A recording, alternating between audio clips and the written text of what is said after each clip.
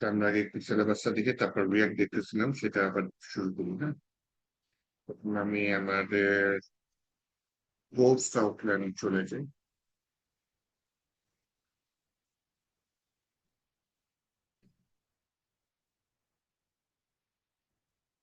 হ্যাঁ, রিয়াক্টের মধ্যে ছিলাম।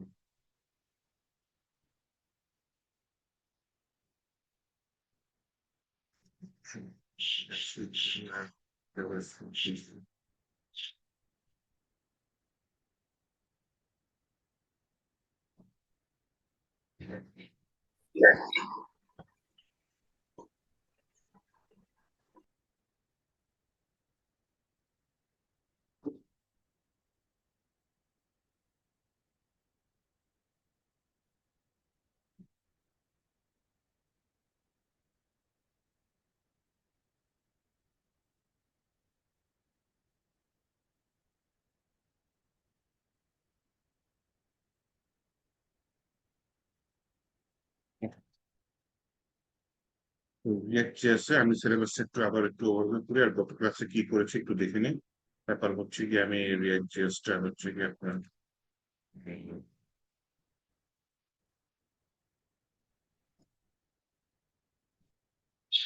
করে দিচ্ছি। হচ্ছে আপনার হচ্ছেন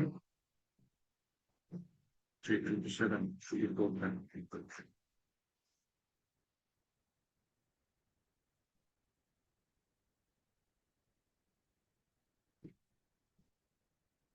এটা ছিল একটা react জেএসের platform.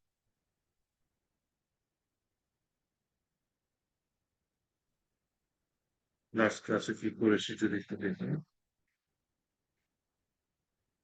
Package dot Jason ফাইলটা দেখলে বুঝবো আমরা কি কি প্যাকেজ ইনস্টল করেছি। টেলভিন সিএসএস ইনস্টল করেছি, তাই না? টেলভিন সিএসএস ইনস্টল করেছি। আচ্ছা আচ্ছা।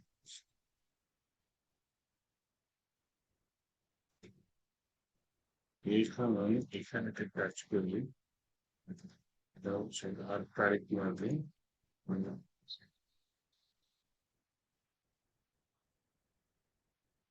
সেটা শুরু করবো 2029 এইগুলা কাউন্ট করবো। হ্যাঁ, লোকেটার হয় এটা হচ্ছে আমার ফোল্ডার। তাহলে ফোল্ডারটা এখন ভিএস কোডে ওপেন করছি। ওকে, আমি আমার সাউন্ডটা বাড়াই নিচ্ছি। তারপরে এখন আমরা রিয়েক্টের কাজ আবার শুরু করবো। আমাদের রিয়েক্টের পজিশন হচ্ছে আমরা রিয়েক্টে ইনস্টল করেছি, সাথে আবার টেলভিন সিএসএস ইনস্টল করেছি। এখন যদি আমি সার্ভারটা ওপেন করি, দেখি সার্ভারটা ওপেন করতে করার জন্য আমার যে কমান্ডটা রান করতে হবে সেটা হচ্ছে npm run dev, npm run dev। এই কমান্ডটা আমি রান করি, তাহলে হচ্ছে আমার সার্ভারটা রান হয়ে গেছে। তাহলে না, এখনো হচ্ছে না, হচ্ছে। এখন দেখি, হ্যাঁ এই তো রান হয়ে গেছে। তাহলে এই কোডটা এখন আমি হচ্ছে গিয়ে নিয়ে আসি। ও, এটা আমরা লাস্ট ক্লাসে করেছিলাম। ওকে, আমার টেলভিন সিএসএস রেডি, রিয়াক্ট রেডি। এখন যেটা আমরা করি নাই সেটা হচ্ছে রিয়াক্টের একটা খুবই ইম্পর্টেন্ট পার্ট আছে, সেটা হচ্ছে কম্পোনেন্ট। কম্পোনেন্ট আমরা তৈরি করে কাজ করিনি। তাহলে কম্পোনেন্ট তৈরি করে কাজ করি। কম্পোনেন্ট তৈরি করার জন্য আমাদের যেটা করতে হবে, রিসোর্স ফোল্ডারটা টার্গেট করি। হ্যাঁ, সোর্স ফোল্ডারের ভিতরে নতুন একটা ফোল্ডার তৈরি করি, যে ফোল্ডারটার নাম দিয়ে দিলাম কম্পোনেন্ট। সেটা বড় হতে দিলে ভালো হয়। হ্যাঁ, কারণ কম্পোনেন্টস ফোল্ডারের ভিতরে যে যে ফাইল আমি তৈরি করব সেগুলা ফাইলের নামও দেখবেন আমি বড় হাতের করে দিচ্ছি। এটা হচ্ছে নিয়ম। হ্যাঁ, তো কম্পোনেন্টস কে কম্পোনেন্ট একটু বুঝাই যে আমার এই যে হেডার একটা পার্ট থাকতে পারে, এটা একটা কম্পোনেন্ট। তারপরে হচ্ছে গিয়ে একটা হিরো সেকশন থাকতে পারে, এটা আরেকটা কম্পোনেন্ট। হিরো সেকশনের নিচে আওয়ার টিম বা এই ধরনের কিছু থাকতে পারে, এগুলো এক একটা আলাদা আলাদা কম্পোনেন্ট। ওকে, তাহলে আমি একটা কম্পোনেন্টস নামের ফোল্ডার নিয়েছি, এই কম্পোনেন্টস নামের ফোল্ডারের ভিতরে একটা ফাইল নিচ্ছি।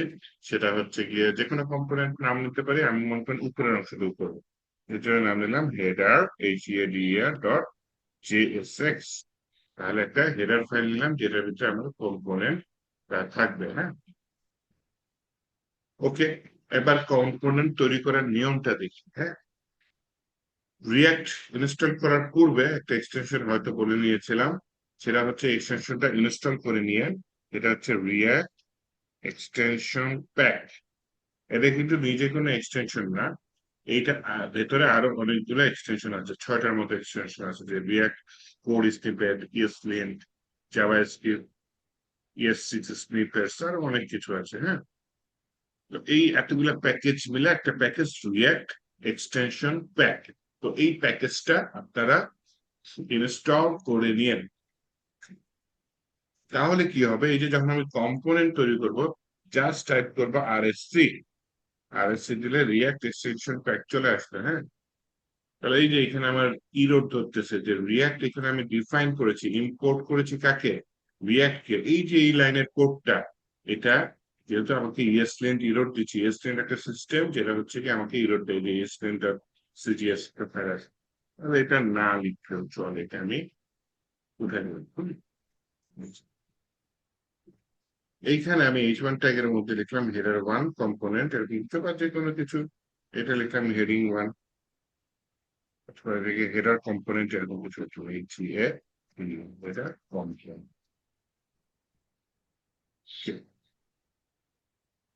তাহলে এই কম্পোনেন্টটা আমি আমার ওয়েবসাইটে ইউজ করবো, কিভাবে ইউজ করবো? আমি যা যা ইউজ করেছি এখন পর্যন্ত সব এই যে app.jsx আছে, এখানে যা যা ফাইল দেখতে পাচ্ছি সবই কি এই app.jsx এ আছে। তাহলে এখন আমার টার্গেট কি এই app.jsx এর মধ্যে, এই যে ডিভ থেকে শুরু ডিভ শেষ, এর মধ্যে কাজ করতে চাইছি। কেউ কি কিছু বলতে চাচ্ছেন?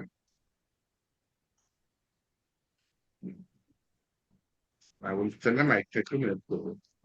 হেডার, HEADER হেডার, এই কম্পোনেন্টটা যখন আমি ইম্পোর্ট করবো, এই যে দেখেন HTML ট্যাগের মতো না, এটা এখানেই শুরু এখানেই শেষ, HTML ট্যাগের মতো পুরো।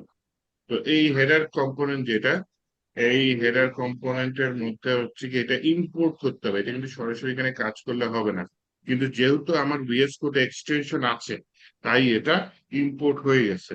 এটা কোথায় ইম্পোর্ট হয়ে গেছে, এই যে উপরে ইম্পোর্ট হয়ে গেছে, দেখেন কি লেখা আছে, যে ইম্পোর্ট হেডার ফ্রম কোথায়, কম্পোনেন্ট ডট হেডার, এই ফোল্ডার থেকে আমরা হেডারটা ইম্পোর্ট করেছি, হ্যাঁ। তাহলে এই লাইনটা যদি আবার না থাকে, তাহলে কিন্তু আবার নিচে এরর দেবে, দেখেন এই লাইনটা আমি উঠাই দিচ্ছি, তাহলে যে নিচে এটা এরর আসার কথা, যে হেডার এরকম সরাসরি কল করা যাবে না।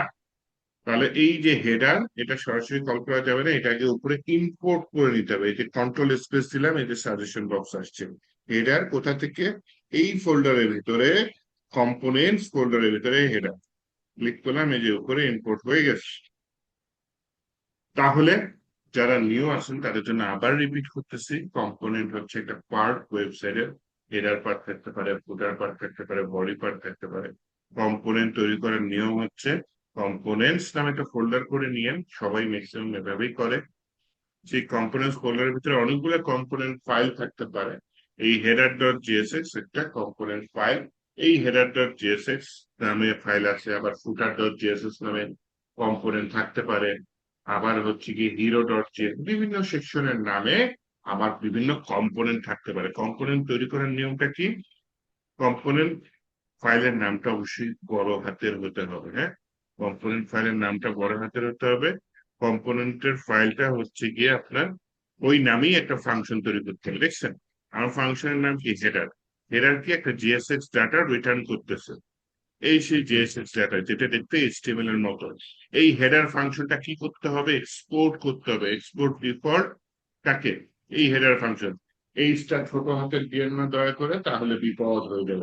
একবার আমার অনেক সময় নষ্ট হয়েছিল, দেখি যে কম্পোনেন্ট কাজই করে, পরে দেখলাম যে না, কম্পোনেন্টের প্রথম অক্ষরটা বড় হাতের দিতে হয়, এর জন্য কাজ করছিল না। তো ফাইলের নামের প্রথম অক্ষরটা বড় হাতের দিয়েন, এটা ফাংশন ভেতরে যে এই সেম নামে ফাংশনটা হবে, ফাইলের নাম কি header.js, তো ফাংশনের নামটাও কি হবে, এই যে হেডার হবে, হ্যাঁ। এবং এই সেম নাম এবং ক্যাপিটাল লেটার প্রথম অক্ষর, এবং এক্সপোর্ট করছি কোনটা, এই হেডার ফাংশনটাকে এক্সপোর্ট করছি ডিফল্ট হিসেবে, মানে এটাই আমার মূল ফাংশন, ফাইলের নামে যে ফাংশনটা, এইটাই আমি কোথায় নিচ্ছি, এটা আমি অ্যাপে আগে ইম্পোর্ট করে নিচ্ছি। তারপর JSX এর মধ্যে এইচটিএমএল ট্যাগের মতো করে আমি এটা ইম্পোর্ট করে নিলাম। এখন যদি আমি লাইভ সার্ভারে যাই দেখি হেডারটা দেখা যায় কিনা। এই যে হেডার কম্পোনেন্ট লেখা আসছে, সবার শেষে লিখেছি তাই সবার শেষে এসেছে।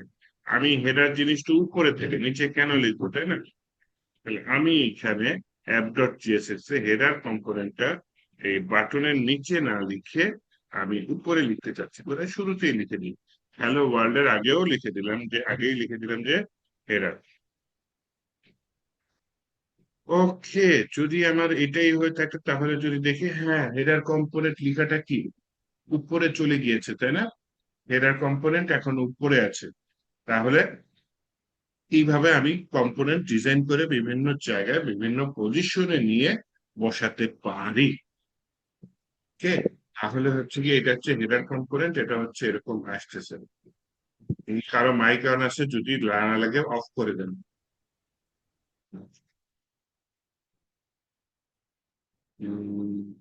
হেডার কম্পোনেন্ট ঠিক আছে। তাহলে হেডার কম্পোনেন্ট যদি একটু ডিজাইন করি, দেখেন খেয়াল করে দেখেন, হচ্ছে হেডার কম্পোনেন্ট। এখানে আমি একটা টেলভিউ সিএসএস এর ক্লাস নেম দিলাম, হ্যাঁ। ক্লাস নেম নিয়ে বললাম হচ্ছে গিয়ে সিআর এ লিখে বসে আছে ক্লাস নেম। এই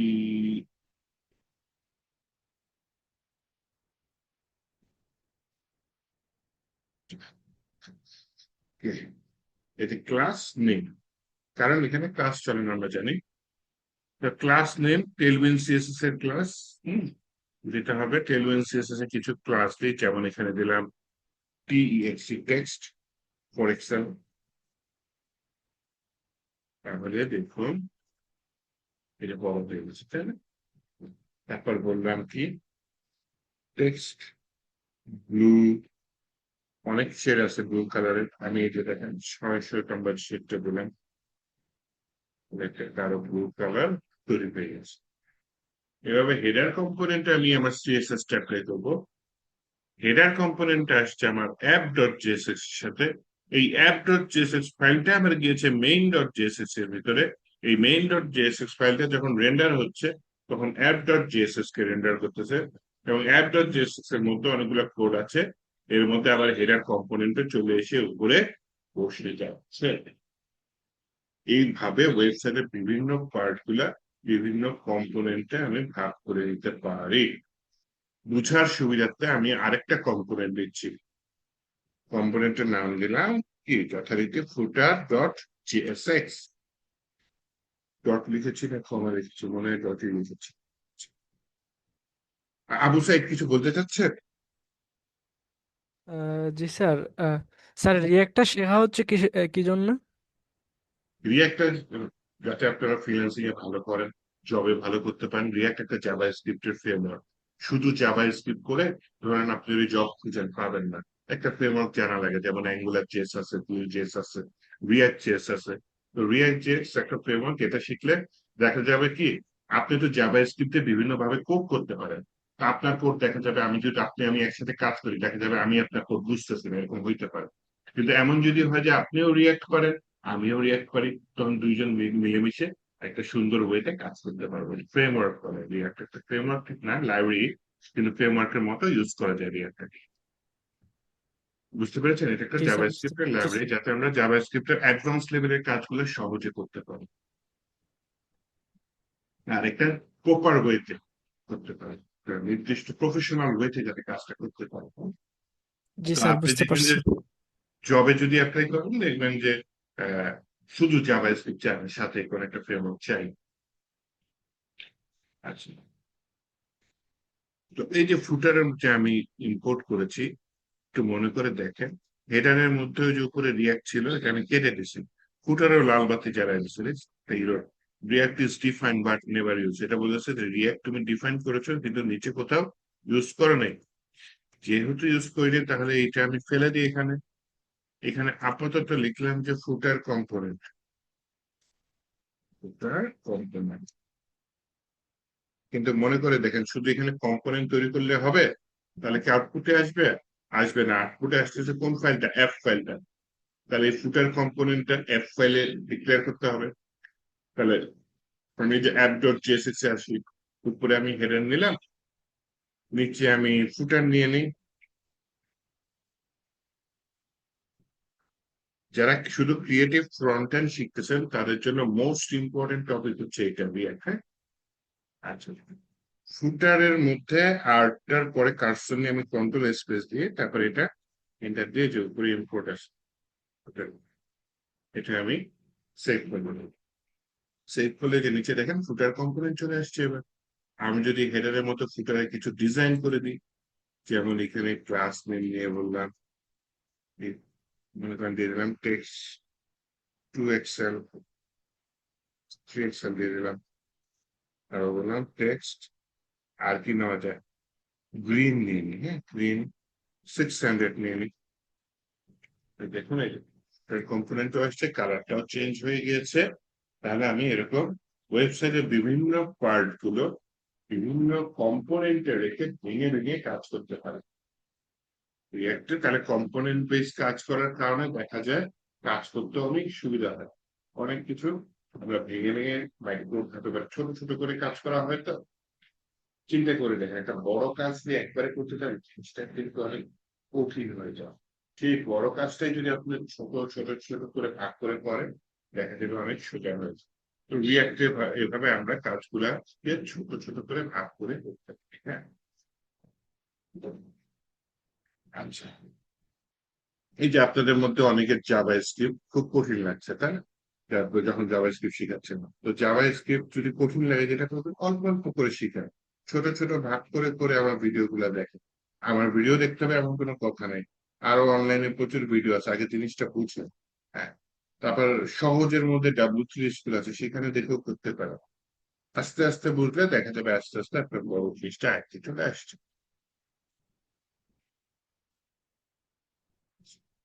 আবার যে আপনি যে কিছুই বুঝলেন না, আপনি জাস্ট জানলেন যে কাজটা করা যায়।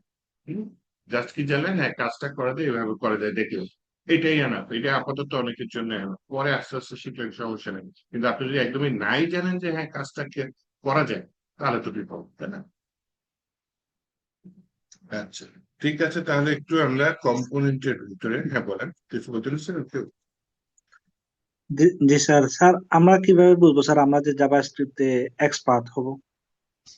এক্সপার্ট, এক্সপার্ট আস্তে আস্তে হবেন, কাজ করতে করতে হবেন। একদিন তো বা অল্প সময় এক্সপার্ট হতে পারবেন না, কিন্তু অল্প অল্প করে কাজ করতে করতে হবে। আর জাভা স্ক্রিপ্টের দিকে জাস্ট ভাষাটা শিখেন, আর ফোকাস দেন কোনো একটা ফ্রেমওয়ার্কে দিয়ে, রিয়াক্ট হতে পারে, অ্যাঙ্গুলার জেস হতে পারে। আমি রিয়াক্ট দেখিয়ে দিচ্ছি। যদি রিয়াক্টটা ইউজ করে করে ধরেন একই কাজ আমি একবার করলাম, আপনি 4-5 বার করলেন, তাহলে জিনিসটা আস্তে আস্তে আয়ত্ত হয়ে গেল। তখন আপনি আস্তে আস্তে এক্সপার্ট হয়ে যাবেন। এক্সপার্ট হতে সময় লাগে, কিন্তু আপনি যদি জানেন যে করা যায়, দেখে দেখে করেন, সমস্যা নেই, তাও করা যায়। এটাই এনাফ আপাতত। আপনি দেখা যাবে এটা নিয়ে আপনি যদি জানেন, একদম না জানার থেকে যে জানেন হ্যাঁ করা যায়, এটাই বেটার। তখন আপনি দেখে হলেও করতে পারবেন, এআই এর হেল্প নিয়েও করতে পারবেন, গুগল সার্চ করেও করতে পারবেন। একদম যারা এক্সপার্ট তারা কি সব মুখস্থ পারে? সব মুখস্থ কিন্তু পারে না কখনো একজন এক্সপার্ট। এক্সপার্ট যখন কাজ করে বিভিন্ন জায়গায় জায়গায় আটকে যায়, এবং খুব স্বাভাবিক, তখন সে কি করে? গুগলের হেল্প নেয়। এখন অবশ্যই এআই আসছে, এআই এর হেল্প নিতে পারে। এআই কিন্তু আপনাকে ফুল প্রজেক্ট করে দিতে পারবে না, জাস্ট হেল্প করতে পারবে এআই এই পর্যন্ত। ফুল প্রজেক্ট কখনো এআই করে দিতে পারবে না। ভবিষ্যতে কি হবে জানি না, বর্তমানে পারে না। তা বড় প্রজেক্টে যখন হাত দিবেন তখন আপনার ওই যে নিজেকেই করতে হবে। হ্যাঁ, যেসব জায়গায় আটকে যাবেন আপনি এআই অথবা গুগলের হেল্প নিতে পারেন। আচ্ছা আচ্ছা, স্যার, আপনি এখানে যে কাজটুকু করছেন সেটা তো সিএস দিয়েও করা যায়, তাহলে এত কষ্ট করে রিয়েক্ট কি জন্য শিখতেছি আমরা? ও যখন কাজগুলো বড় আকারের হয়ে যাবে তখন রিয়েক্ট দিয়ে কাজটা সোজা হয়ে যাবে। এই যে ডিজাইন গুলা করতেছে, যে ভেঙে ভেঙে করতেছে না, এই যে হেডার কম্পোনেন্ট ফুটার কম্পোনেন্ট, এটা তো জাস্ট সহজে শেখার জন্য আমি ছোট করে করাচ্ছি। এই কাজকে এই শুধু হেডার কম্পোনেন্ট এরকম থাকবে, এখানে নেট পার্ট থাকবে, অনেক কিছু থাকবে, তাই না? হেডার কম্পোনেন্টে অনেক পার্ট থাকবে, সেগুলো ক্লিক করলে আবার পেজ রিলোড ছাড়া অন্য পেজে চলে যাবে। এটা জাভা স্ক্রিপ্ট বা সিএসএস দিয়ে করে দেখেন, জান বাইরে হয়ে যাবে। একটা জিনিস দেখে, আপনি যখন ফেসবুকে যান, স্কুল পুরো সাইট কি লোড হয়? লোড হয় না। স্ক্রল করেন, তারপর নিচে কতগুলো লোড হয়, স্ক্রল করেন আবার নিচে কতগুলো লোড হয়, তাই না? এরকম করে তো পুরা সাইট তো লোড হয় না। দেখেন এই যে সাইড বারে যে বারটা বড় হচ্ছে না, যত নিচে নামতেছে সাইটের নিচের বারটা আরো বড় হচ্ছে, যত নিচে নামতেছে সাইট বড় হচ্ছে, তার মানে আপনি স্ক্রোল করে নিচে নামতেছেন এবং ওয়েবসাইটটা কি লোড হচ্ছে, স্ক্রোল করে নিচে নামতেছেন, ওয়েবসাইটটা লোড হচ্ছে। পুরা সাইট কিন্তু একবারে লোড হইলে অনেক সময় লাগবে। এই কাজটা র জাভাস্ক্রিপ্ট দিয়ে করতে অনেক মানে প্যারা পেতে হবে। কিন্তু আপনি যদি এটা রিয়াক্ট দিয়ে করেন তাহলে হচ্ছে কি আপনি রিয়াক্ট অবশ্য ফেসবুকের তৈরি, খুব সুন্দর মতো করতে পারবেন। তো রিয়াক্ট হচ্ছে মেটা, ফেসবুকের যে মাদার কোম্পানি মেটা, এটা কন্ট্রোল করা হচ্ছে রিয়াক্ট। হ্যাঁ, এর জন্য রিয়াক্ট অনেক পপুলার। আর আপনি একটা লেটেস্ট ট্রেন্ড চলতেছে একটা মার্ন স্ট্যাক ডেভেলপমেন্ট, হ্যাঁ, MERN, মার্ন স্ট্যাক এখানে চারটা জিনিস আছে, কি কি বলতে পারেন? MongoDB, express JS, React JS আর এক্সপ্রেস। Node JS. হম, আর এটা কিন্তু ইদানিং এটা খুব চাহিদা মার্ন স্ট্যাক।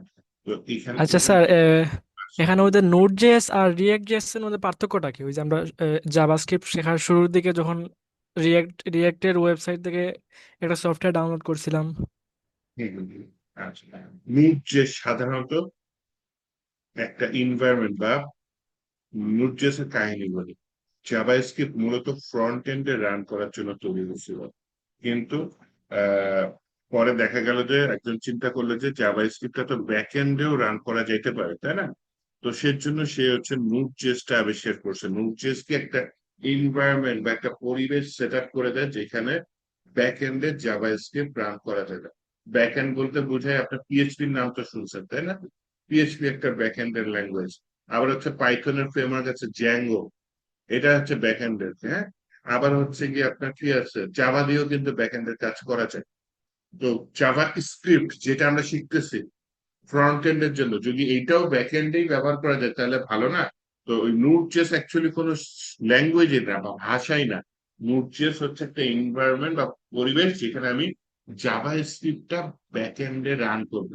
নোড.js কে আপনার সার্ভারের সাথে তুলনা করতে পারেন, ঠিক আছে? তো এটা একটা সার্ভার যেখানে আমি জাভা স্ক্রিপ্টটা রান করতেছি। যদিও এটা সার্ভার না, তারপর হচ্ছে রান টাইম এনভায়রনমেন্ট বলে, Java script run time environment মানে একটা পরিবেশ যেখানে জাভা স্ক্রিপ্ট রান হচ্ছে। তাহলে জাভা স্ক্রিপ্ট কিন্তু আপনার ব্রাউজারেও রান হয়, জানেন তো? এই যে গুগল ক্রোম, মজিলা ফায়ারফক্স, এখানেও জাভা স্ক্রিপ্ট রান হয়। তাহলে ওইটা হচ্ছে ফ্রন্ট এন্ডের জন্য। আর ব্যাক এন্ডে যদি জাভা স্ক্রিপ্ট রান করতে চান তখন লাগছে কি আপনার নোড.js। তো মানের একটা হচ্ছে নোড.js এর আবার ফ্রেমওয়ার্ক আছে এক্সপ্রেস জেএস, এটা দিয়েই কাজ করা হয়। আর এমফার হচ্ছে একটা ডাটাবেস যার নাম হচ্ছে মঙ্গোডিবি। তো এই যে আপনি যদি ফ্রন্ট এন্ড ডেভেলপার হিসেবে কোথাও অ্যাপ্লাই করেন, উম, প্রচুর কাজ পাবেন। আপনি যদি লিঙ্কডইনে যান, লিঙ্কডইনে গিয়ে যদি কাজ খুঁজেন যে ফ্রন্ট এন্ড ডেভেলপার, এটা খুঁজেন, শুধু জাভা স্ক্রিপ্ট দেখবেন চায় না, তখন হচ্ছে কি আপনার এখানে রিয়াক্ট চায়, লোড হতে সময় নিচ্ছে। যাই হোক, আপনারা সার্চ করে নিয়েন দাঁড়ায় না ঠিকই লোড হয় কিনা। তো ওখানে আপনি প্রচুর কাজ করতে পারবেন যদি রিয়াক্ট করেন। ফ্রিল্যান্সিং এ প্রচুর কাজ পাবেন যদি ফ্রন্ট এন্ড হিসেবে, ডেভেলপার হিসেবে যদি আপনি রিয়াক্ট করেন। শুধু জাভা স্ক্রিপ্টে আপনাকে ক্লায়েন্ট কাজ দিতে চাবে না। তো এই কাজগুলো আমি ছোট করে শিখাচ্ছি, যে আপনার যে কোশ্চেন করবেন যে এটা তো আমরা সিএসএস দিয়ে করতে পারি, তাই না? এরকম হ্যাঁ করতে পারি, কিন্তু আমি খুব ছোট করে আগে আপনাকে রিয়াক্টটা শিখাচ্ছি। আমি যদি এক লাফে হাই লেভেলের কাজ ধরি তাহলে হচ্ছে গিয়ে আপনারা কি বলবো, যারা ফ্রেশার আছেন বিশেষ করে তারা সমস্যায় পড়বে, বুঝতে পারবেন না। তো এই জন্য ছোট ছোট করে ভেঙে ভেঙে বোঝানোর চেষ্টা করতেছে। কয়েকদিন পরে আমি যখন ওই ছোট কাজগুলো বোঝানো শেষ হবে তখন কিছু বড় কাজ দেখাইতে পারে। আচ্ছা, এটা কি যেন লিখে নিয়েছিলাম,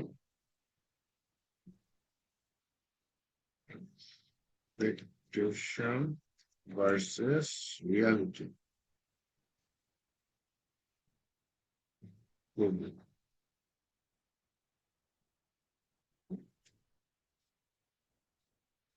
এই ভিডিওটা দেখেন, একটা মজার ভিডিও। শুরুতে অ্যাডভার্টাইজমেন্ট দেখাই দিল।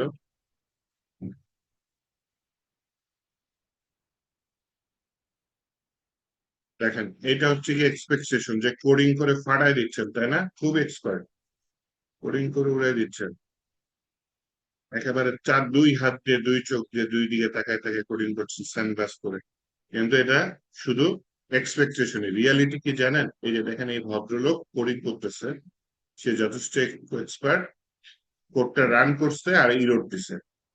তখন সে কই গেছে? গুগলে চলে গিয়ে এই ইরোডটার সমাধান খুঁজতেছে। এইটা হচ্ছে গিয়ে রিয়েল লাইফ এক্সপার্টরা এইভাবেই কোডিং করে। হ্যাঁ, রিয়েল লাইফে সবকিছু মুখস্থ থাকবে না, একটু পর পর ইরোড খাবেন, ইরোডটা আপনি সলভ করতে পারতেছেন কিনা, এটা হচ্ছে বড় কথা। মুখস্থ নাই, আপনি জিনিসটা খুঁজে পাচ্ছেন কিনা, এটা হচ্ছে বড় কথা। সর্বোপরি আপনি জানেন না যে কাজটা করা যায়, এটা তো খুবই খারাপ। আপনি জানেন যে হ্যাঁ, কাজটা করা যায়, এইভাবে করা যায়, কিভাবে করা যায় আপনি খুঁজে নিতে পারবেন, সমস্যা নেই। আপনি জানেন যে কাজটা করা যায়, এটাও একটা মানে হচ্ছে গিয়ে বেনিফিটেড হবে আপনার জন্য। তাহলে এই যে আর কি ফানি ভিডিও দেখালাম যে এটা হচ্ছে এক্সপেকটেশন যে একেবারে হাইফাই, কিন্তু এইভাবে অ্যাকচুয়ালি এক্সপার্টরা করে না। একটু পরপর আটকে যাবে, একটু পরপর খুঁজবে, খুঁজতে খুঁজতে এক্সপার্ট হবে। হ্যাঁ, এইভাবে অ্যাকচুয়ালি রিয়েল লাইফে কাজ করবে। আচ্ছা, এখানে আপনাদের দেখাতে চাইছিলাম হচ্ছে গিয়ে জবস এ যদি যাই, জবস এর মধ্যে হচ্ছে গিয়ে আমি সার্চ করলাম, মনে করেন front end developer, front end engineer, front end developer, FRONT, front end developer.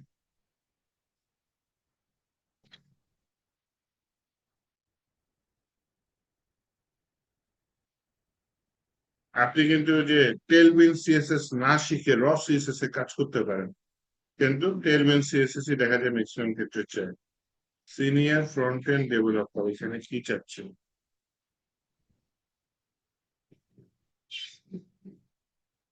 GraphQL, experience with blockchain related অনেক কিছু চাচ্ছে, 5 থেকে 10 বছরের অভিজ্ঞতা। যাই হোক,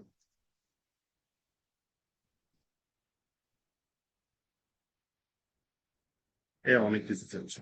ফ্রন্ট এন্ড বলছে, শুধু নামে মাত্র ফ্রন্ট এন্ড বলছে।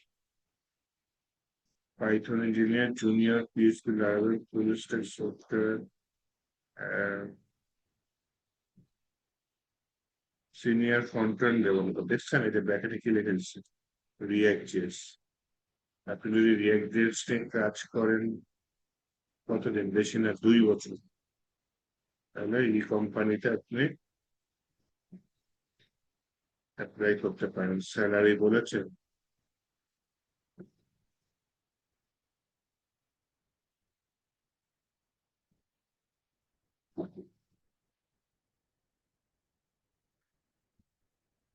স্যালারি উল্লেখ করে নাই, স্যালারি দিবে বলতে খালি।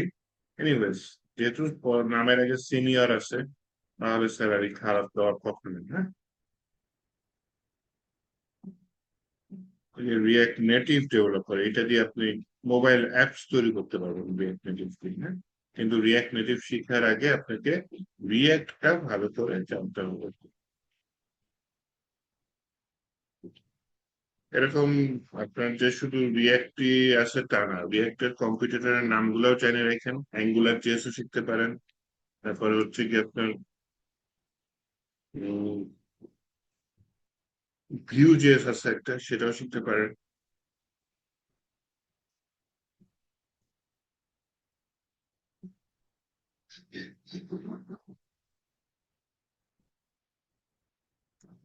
ভাই ল্যাপটপে চাচ্ছি না, একটু সার্চ করবো। Magento developer. আচ্ছা স্যার, ফ্রন্ট এন্ডের পরে যদি কেউ মানস্টকে শিফট করে, মানে তাদের চাহিদাটা কেমন? মানুষটাকে প্রচুর মানস্ট চাহিদা, মানুষটাকে প্রচুর চাহিদা। মানুষটাকে মানে তো আপনি ফুল স্ট্যাক হলেন কি জাভা স্ক্রিপ্টের উপরে। হ্যাঁ, তো এটার প্রচুর চাহিদা। মানুষের ডেভেলপার এই যে চাচ্ছে, দেখুন মানুষের ডেভেলপার বিডি জবসে চাচ্ছে হচ্ছে, যাই হোক বিডি জবসের জবস যেটা,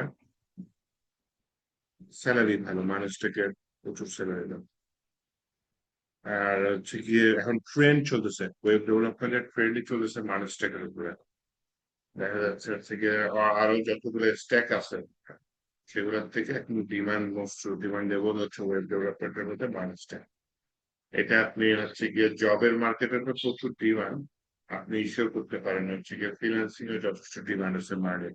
মার্নের হলে আপনি কিন্তু হচ্ছে ব্যাক এন্ড ফ্রন্ট এন্ড দুইটাই করতেছেন, কিন্তু ব্যাকএন্ডটা জাভাস্ক্রিপ্ট দিয়ে করতেছে। আর মার্নের ওয়েবসাইট গুলো দেখা যায় যথেষ্ট ফাস্ট হয়, লাইভ কাজগুলো সুন্দর মতো হয়, এর জন্য মার্নের একটা ভালো মানে ডিমান্ড আছে।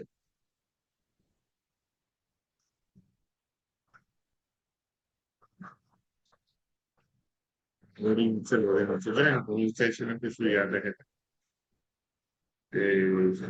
হচ্ছে। তো সমস্যা নেই, রিয়াক্টটা শিখেন, মনোযোগ দিয়ে শিখেন। এই যে আমি আপনাদের গত কয়েক মাস ধরে শিখাইছি, হয়তো মনে 4-5 মাস হয়ে গেছে জানি না। তো এখানে যে কটা টপিক আছে এর মধ্যে সব থেকে ডিমান্ডেবল টপিক হচ্ছে এটা।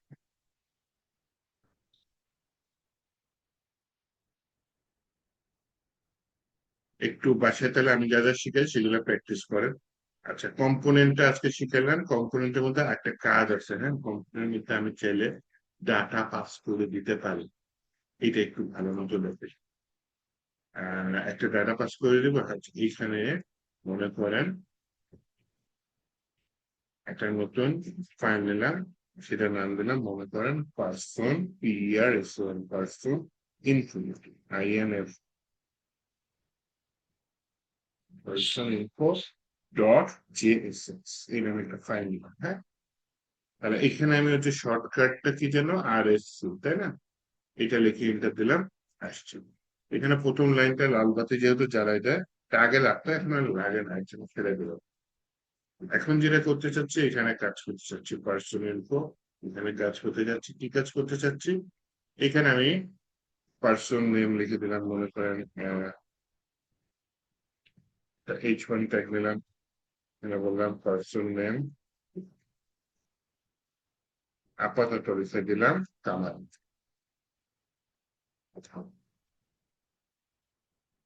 এখানে একটা P ট্যাগ নিলাম,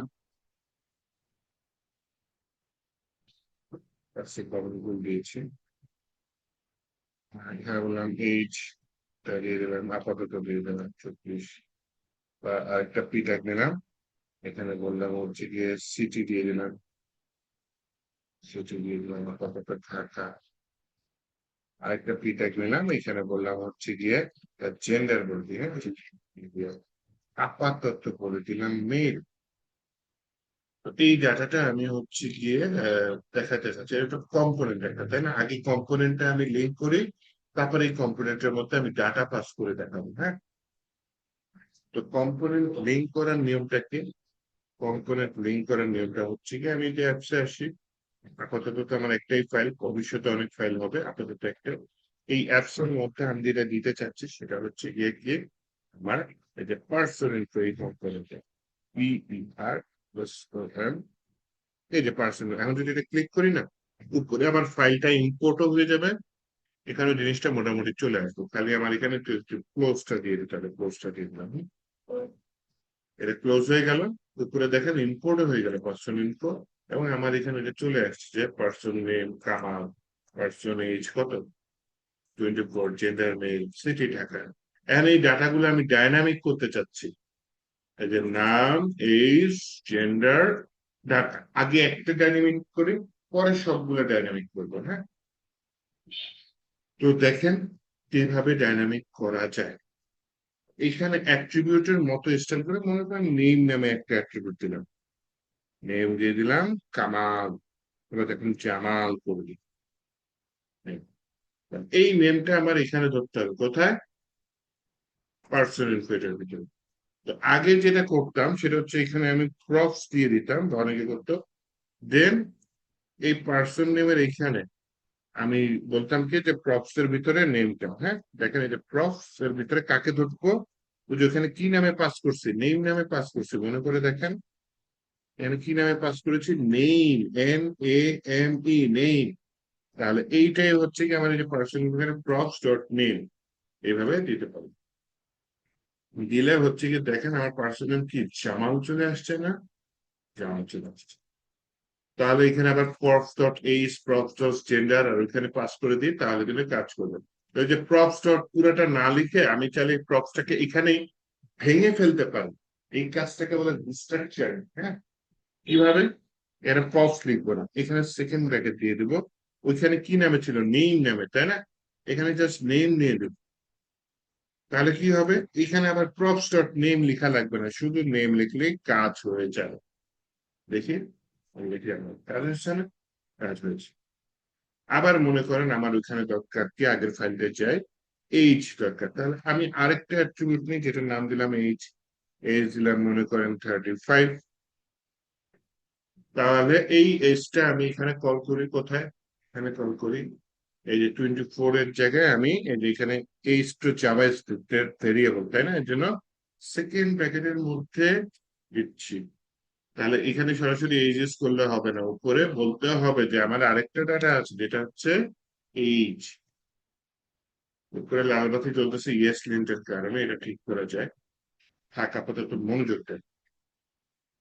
তাহলে দেখেন আগের ফাইল থেকে আমি কাকে পাস করতেছি, আগের ফাইল থেকে আমি নামকে পাস করতেছি এবং এইচ কে পাস করতেছি। আর এই পারমিশন ইনপুটে কাকে ক্যাচ করতেছি, নামকে ক্যাচ করতেছি, ওই যে পাস করছে ওইখান থেকে, এখান থেকে আমরা ক্যাচ করতেছি জিনিসটাকে। দেন এই ক্যাচ করা জিনিসটাকে এখানে ইমপ্লিমেন্ট করে দিচ্ছি। এখানে যে নেমটা এখানে আসছে, এইচটা এখানে আসছে, দেখি তো নেম এইচ চেঞ্জ হয়ে 35 হয়েছে কিনা। এই যে এইচ চেঞ্জ হয়ে 35 হয়েছে। আবার জেন্ডার, এখানে আমি জেন্ডারটা আনতে চাচ্ছি। তাহলে এখানে আরেকটা অ্যাট্রিবিউট অ্যাড করে দিই যেটার নাম কি দেবে, GENDER, জেন্ডার। দিয়ে আমি বললাম জেন্ডার হচ্ছে গিয়ে ভ্যালুটা কি, মেল। তাহলে এখানে জেন্ডারটাকে থ্রো করছি প্রক্সি হিসেবে, তাহলে এখানে জিনিসটাকে ক্যাচ করতে হবে। তাহলে ওখান থেকে জেন্ডার, এখানে জেন্ডারটা নিয়ে আসলাম। এই জেন্ডারটা জাস্ট নিচে যে মেইলের জায়গায়, যেহেতু এই জেন্ডারটা এখন ভেরিয়েবলের মতো অ্যাটিটিউড করবে, তাই না, আর আমি কোডিং করতেছি কোথায়, জিএসএক্স এর মধ্যে। জিএসএক্স মানে কি, এইচটিএমএল এর মতো দেখতে জাভা স্ক্রিপ্ট কোড, তাই না। এই কোডটা দেখতে এইচটিএমএল এর মতো, কিন্তু এটা তো র জাভা স্ক্রিপ্ট নেই। এইচটা তো র জাভা স্ক্রিপ্ট, এর জন্য জেএসএক্স এর মধ্যে র জাভা স্ক্রিপ্ট যখন আসবে তখন আমি জিনিসটা এই সেকেন্ড ব্র্যাকেটের মধ্যে দিয়ে দেবো। জেন্ডারে চলে আসলো। আরেকটা জিনিস নিয়ে এসে দেখেন জেন্ডার, এখানে জেন্ডার লিখছি, মেল লিখছি, লিখে নেয় জেন্ডারটা মেল চলে আসছে। এইবার হচ্ছে কি আমি দিয়ে দিচ্ছি সিটি দিয়ে দিই, হ্যাঁ, CITY, এই প্রসেসটা এখান থেকে পাস করলাম। পাস দিয়ে সিটি দিয়ে দিলাম, বিখ্যাত সিটি ব্রাহ্মণবাড়িয়া। তো এই ব্রাহ্মণবাড়িয়া সিটি আছে কার মধ্যে, সিটির মধ্যে, তাহলে সিটিটা এখানে থ্রো করলেই হবে। এই যে পার্সন এখানে বলতে তো হবে যে সিটি নামে কিছু একটা আসছে, তাকে এখানে ধরো। ধরলাম এই ভেরিয়েবলের মধ্যে। এখন এখানে সিটি এখানে ঢাকা লিখে দিলে হবে না, সিটি ঢাকা না, সিটি কি হয়েছে, সেকেন্ড ব্র্যাকেটের মধ্যে এই সিটি দিয়ে দিলাম। তাহলে দেখেন সিটি কি চলে আসছে, ব্রাহ্মণবাড়িয়া। তাহলে এই যে নেম এজ সিটি সব একসাথে আসছে। দরকার হয় এই ডিমে কিছু আমি দিয়ে দিই, ক্লাস দিয়ে দিই, যে তোমার একটা বর্ডার আছে, বর্ডারটা হচ্ছে রাউন্ডেড।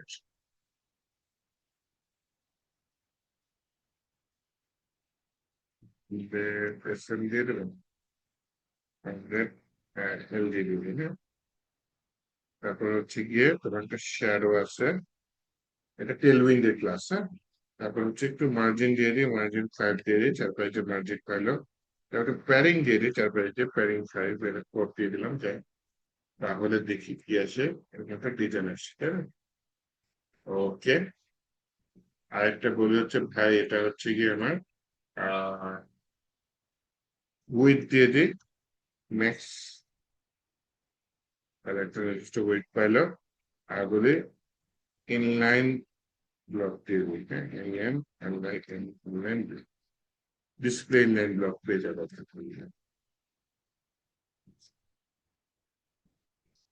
রিড মোড়ের নিচে নামা কি, রিড মোডটা কোথায়, অ্যাপ থেকে পাচ্ছি, এই যে রিড মোড। ভাই এরপরে না ব্রেক ট্যাগ নিয়ে নেই, তাও সমস্যা, ব্রেক ট্যাগ নিয়ে নিচে নামছে, তাই না, রিড মোড়ের নিচে এই যে এটা আসছে। তাহলে এত ডিজাইন কেন করলাম জানেন, এটা আমি আবার রিপিট করতে যাচ্ছি, যে এই যে পার্সন ইনফো, এটার ভিতরে তো ডাইনামিক্যালি আমি নেম দিয়েছি, ডাইনামিক্যালি এজ দিয়েছি, জেন্ডারও দিয়েছি, সিটিও দিয়েছি, তাই না। আমি এটা ডুপ্লিকেট করে দিলাম, অল্টার শিফট ডাউন অ্যারো, তাহলে দুইটা হয়ে গেল, নাইস। দুইটা হওয়ার পরে আমি দ্বিতীয় যেটা আছে সেটার ভিতরে নেম দিয়ে দিলাম জামালের আগে সে ছিল কামাল, কামালের এইজও দিয়েছিলাম 24, কামালের জেন্ডার মেল ছিল কিন্তু সিটি ব্রাহ্মণবাড়িয়া ইউনিভার্সিটি দিয়েছিলাম কি ঢাকা। তাহলে দেখেন একই কম্পোনেন্ট আমি বারবার ইউজ করতেছি কিন্তু আমার তথ্যগুলো চেঞ্জ হয়ে যাচ্ছে না, চেঞ্জ হয়ে যাচ্ছে। এই কাজ কি আপনার সিএসএস এ করতে পারতেন? পারতেন না, তাই না? র জাভাস্ক্রিপ্টে করতে গেলেও অনেক ঝামেলা পোহাইতে হতো, তাই না? হ্যাঁ, এটা সত্যি রিয়াক্টে আপনি যা করতে পারবেন র জাভাস্ক্রিপ্টে সেম কাজ করতে পারবেন, কিন্তু রিয়াক্ট আপনার জন্য জিনিসটাকে আরো সোজা করে দিচ্ছে। তাহলে আমি পার্সন ইনফো এই কম্পোনেন্ট দুইবার ইউজ করেছি, দুইবার ভিন্ন ভিন্ন ডাটা দিচ্ছে।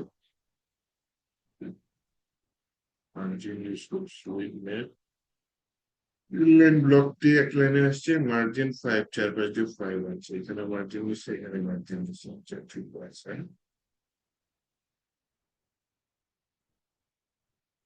এখানে একটা দিয়ে দিই যে চেন রাইট 0 থেকে বলছি যে এটা সেটা মার্জিন থাকবে না, বাম সাইডে থাকবে এটা আছে।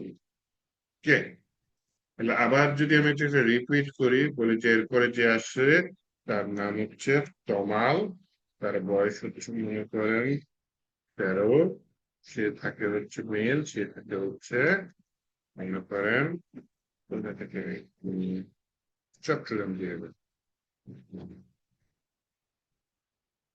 তাহলে এই দেখেন একই কম্পোনেন্ট একবারই ডিজাইন করেছি, বারবার ইউজ করতেছি, তাই না? এইটা একটু ভালো মতো যদি বাসায় প্র্যাকটিস করেন তাহলে খুশি হতাম। এই জিনিসটা আপনার একই কম্পোনেন্ট একই ডিজাইন করবেন, বারবার রিপিট করবেন, হ্যাঁ, তাহলে হচ্ছে কি আপনার জিনিসটা এইভাবে কাজ করার জন্য।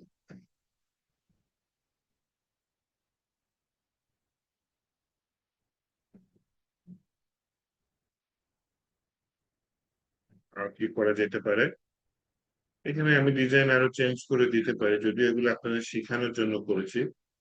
ডিজাইন চেঞ্জ করে আমি একটা ওয়েবসাইট, সিঙ্গেল পেজ ওয়েবসাইট আপাতত থাকবে। আমি হচ্ছে কি আপনাদের যেহেতু রিয়াক্ট রাউটার শিখাই নাই, রিয়াক্ট রাউটার শেখানোর পরে আমরা হচ্ছে যে মেনু বার যেটা হোম অ্যাবাউট কন্ট্যাক্ট, এক পেজে ক্লিক করে আরেক পেজে ক্লিক করে যাওয়া যায়, হ্যাঁ, রিয়াক্ট রাউটারটা শিখলে আমরা ওটা শিখতে পারবো। তো এখন যেটা করি মনে করেন এই ওয়েবসাইটটা আমি তৈরি করছি, এখন এই ওয়েবসাইটটা আমি ওয়েবসাইটে দেখাবো কিভাবে করতে পারি, মানে ডিপ্লয়টা কিভাবে করতে পারি। এরা যদি দেখতে চায় তাহলে হচ্ছে কি আমাকে ডিপ্লয় করার জন্য কোন একটা সহজ ওয়েবসাইটে যাও, নেটলিফাইতে যাই, হ্যাঁ, netlify.com, এখানে লগ ইন বা সাইন আপ দেন।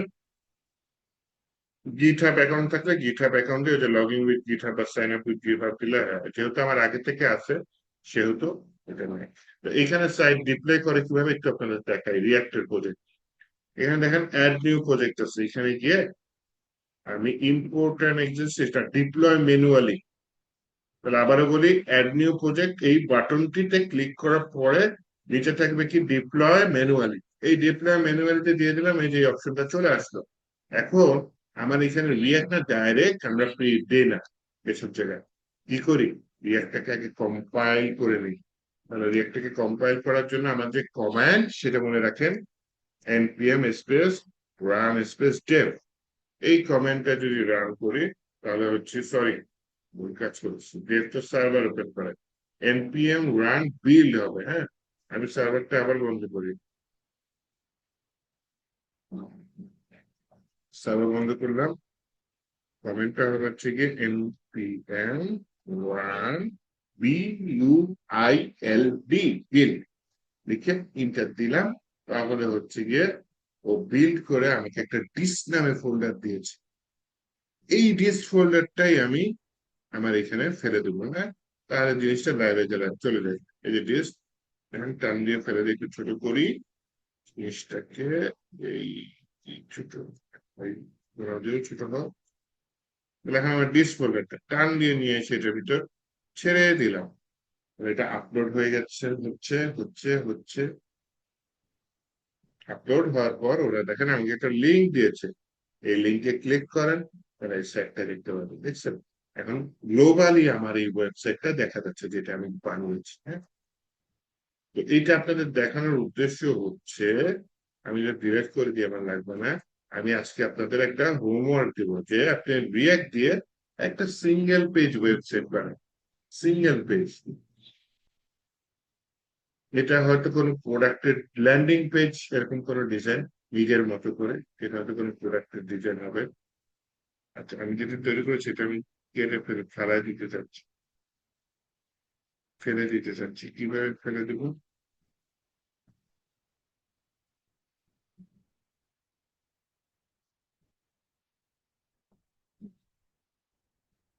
ফাইলগুলো দেখাচ্ছে। ডিপ্লয়ের মধ্যে আছে form block, object configuration, create, delete project, delete, ওটা ডিসেবল প্রজেক্ট, ওটা না, ডিলেট প্রজেক্ট দিয়ে প্রজেক্টের নামটা কপি করে আমি এখানে দিয়ে দিলাম, ডিলেটে ক্লিক করলাম, তাহলে আমি যে মাত্র আপনাদের দেখানোর জন্য যে সাইটটা রাখলাম সেটা ডিলেট হয়ে গেল। অন্য সাইট দেখে যেটা তার আগে করেছি, আর লোড হয়ে এবার বন্ধ হয়ে যাবে। এখানে কিছু যে ইভেন্ট টিভেন্ট আছে, মাউস উপরে নিলে চেঞ্জ হচ্ছে, এখানে বাটনে ক্লিক করলে চেঞ্জ হচ্ছে, এই ধরনের জিনিসগুলো। এটা হচ্ছে ইয়া থেকে আসতেছে, ব্যাকএন্ড থেকে আসতেছে, এপিআই। তো সমস্যা নেই, আপনাদেরও এই ধরনের জিনিস আমি দেখিয়ে দেবো আস্তে আস্তে। কিন্তু এখন আপাতত একটা সিম্পল ওয়েবসাইট বানান, একটা সিঙ্গেল প্রোডাক্ট পেতে পারে, অথবা আপনার সম্পর্কে একটা ল্যান্ডিং পেজ, ছোটখাটো ল্যান্ডিং পেজ, যেখানে আপনার ছবি থাকবে, হ্যাঁ, সেখানে হচ্ছে কি আপনার একটু সম্পর্কে পাশে একটু লেখা থাকবে, এক পেজে। একাধিক পেজে আপাতত সম্ভব না, এক পেজের একটা ল্যান্ডিং পেজ। এরকম একটা হোমওয়ার্ক, রিয়াক্টের উপর, রিয়াক্ট দিয়ে বানাবেন। সেইটা রিয়াক্ট দিয়ে বানানোর পরে এই যে নেটলিফাইতে ডিপ্লয় করবেন, নেটলিফাইতে ডিপ্লয় করার পরে নেটলিফাই লিঙ্কটা আমাদের ওই যে এখানে দিয়ে দিব, দিলে আমরা দেখে আমাদের অফিস থেকে সেভাবে মার্ক দিয়ে দিলাম, হ্যাঁ। তো আজকে রিয়াক্টের একটা খুবই ইম্পর্টেন্ট কি বলে টপিক, সেটা হচ্ছে গিয়ে কম্পোনেন্ট। এটা হচ্ছে কভার করলাম। আজকে আর আপনাদের প্রেশার দিতে চাচ্ছি না, কিন্তু কাইন্ডলি আমি এই 2 দিন যা শিখিয়েছি ভিডিও দেখে একটু কভার করে হোমওয়ার্কটা নেক্সট উইকের মধ্যে সাবমিট, না, এই আর কি। আর কারো কিছু বলার আছে?